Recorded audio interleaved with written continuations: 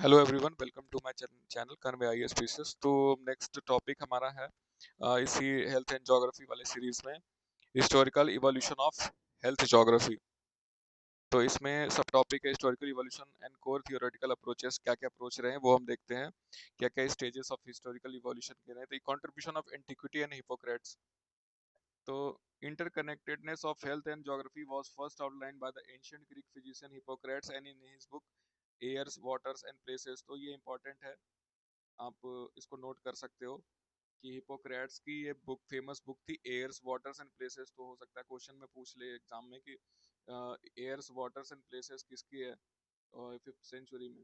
Hippocrates ने इसको लिखा था। He pointed out that if a doctor has to understand the disease of an area he should study the air quality there, the source of water, the type of soil and changes of season. This was the first foundation of health geography।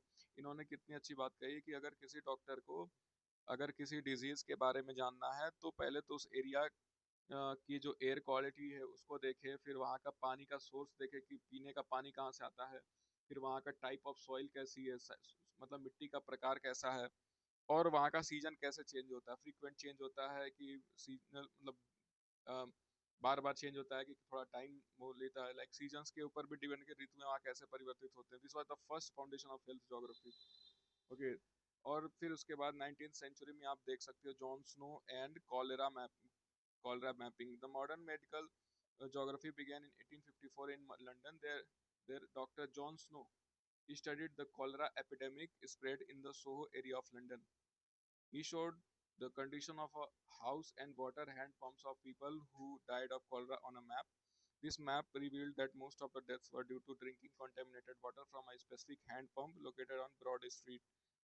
As soon as the spindle of the hand pump was removed, the epidemic stopped।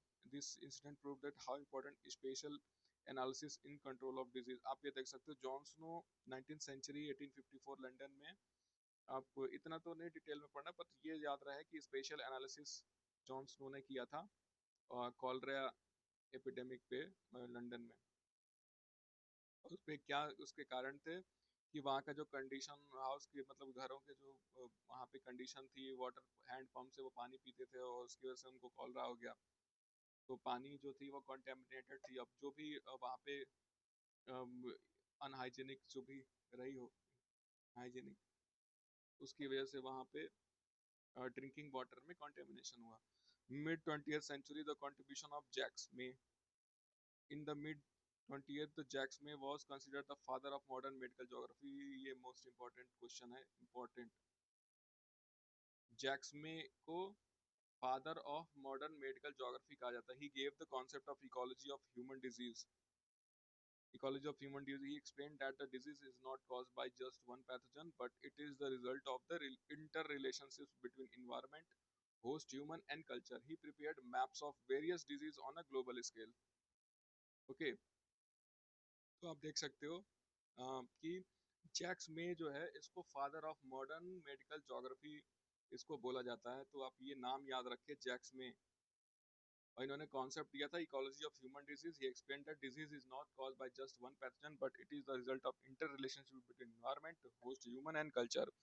अब इन्होंने कहा कि जो सिर्फ एक pathogen जो होता है बैक्टीरिया वायरस या कुछ भी है, सिर्फ डिजीज जो रोगों का कारण सिर्फ ये कोई पैथोजन नहीं होता है, बल्कि वहाँ का पर्यावरण और जो होस्ट ह्यूमन है और उसका कल्चर कैसा है, ये तीनों फैक्टर्स ये ये है तीनों फैक्टर जो है ये मैटर करते हैं।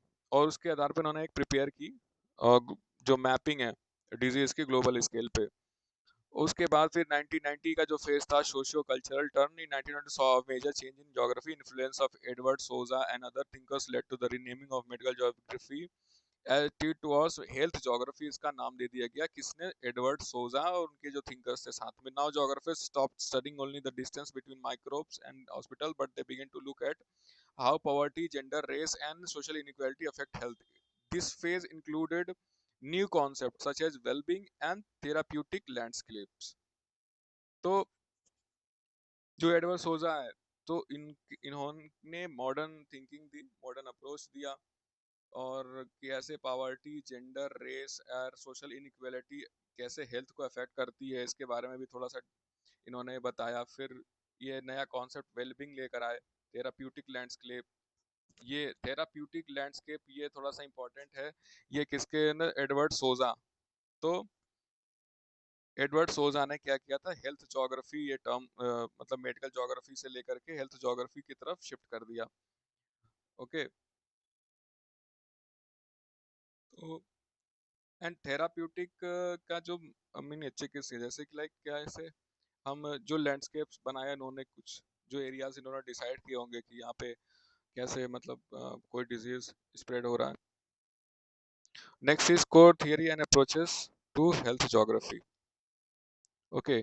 तो आप देख सकते हो पहला अप्रोच है इसमें ecological approach. Ecological approach. This approach is based on biological and physical relationship between human being and their environment. Under this, health is seen as adaptation with the environment. It consists of three main components. पहला, दूसरा and तीसरा, तीन component है इसमें। Environment factor क्या क्या? This includes the physical environment, temperature, humidity, rainfall, altitude. Biological environment क्या है? Mosquito, bacteria, virus, parasites. And social environment क्या है? Housing, sanitation. For example, malaria and dengue.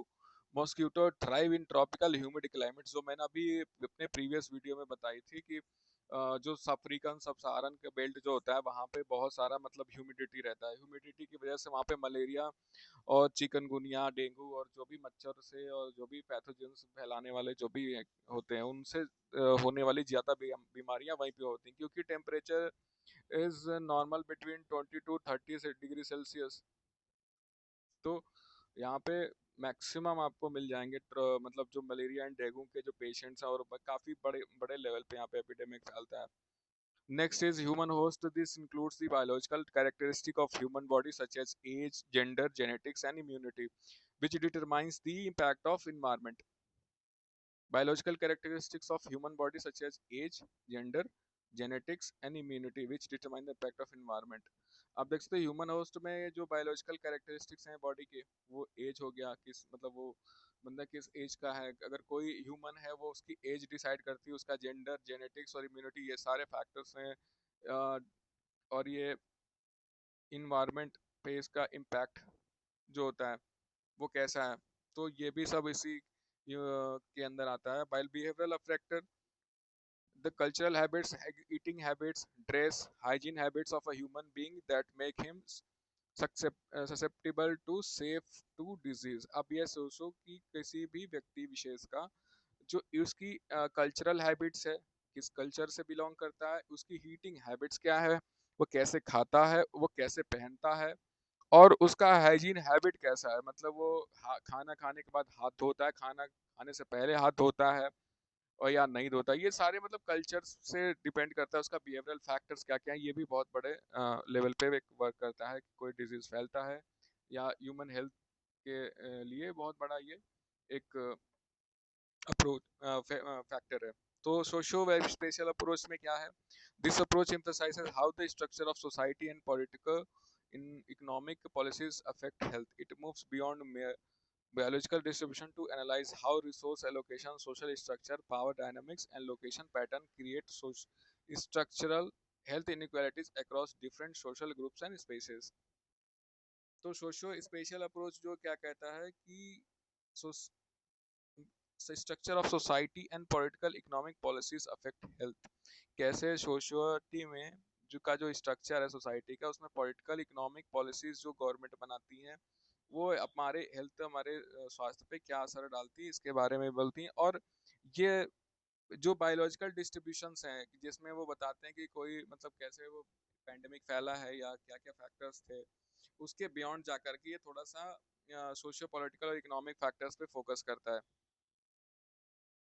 So next जो टॉपिक्स हैं हम अपनी नेक्स्ट वीडियो में देखेंगे। तो thank you so much for watching my video and have a good day.